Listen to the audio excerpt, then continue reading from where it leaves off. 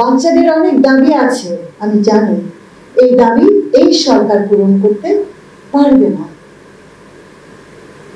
এই অল্প সময়ে এটা হবে না।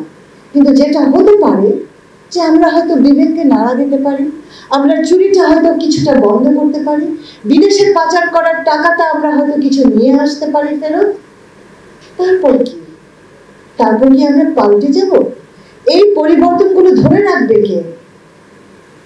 এমন একটা প্রজন্ম তৈরি করতে হবে যারা দেশটিকে এমন ভাবে ভালোবাসবে যে তারা কখনো এটা আর হতে দেবে না।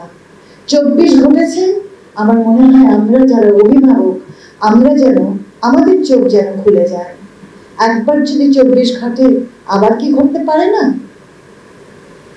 আমরা ঘটতে দেব না, আমাদের কাজের মধ্যে দিয়ে, আমাদের ভালোবাসার মধ্যে দিয়ে।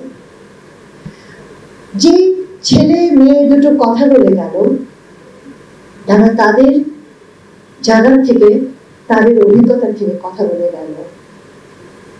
এমন একটা দেশ গড়তে হবে যেখানে কাউকে যেন পেটের দায়ে রাস্তায় না নামতে হয়।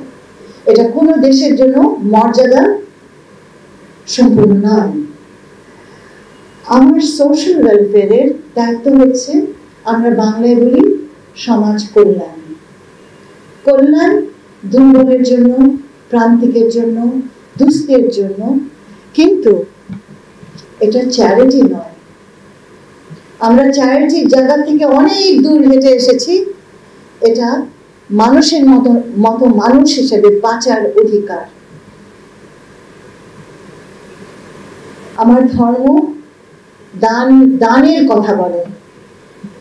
দান ভিক্ষুক তৈরি করার জন্য দানের কথা বলে না।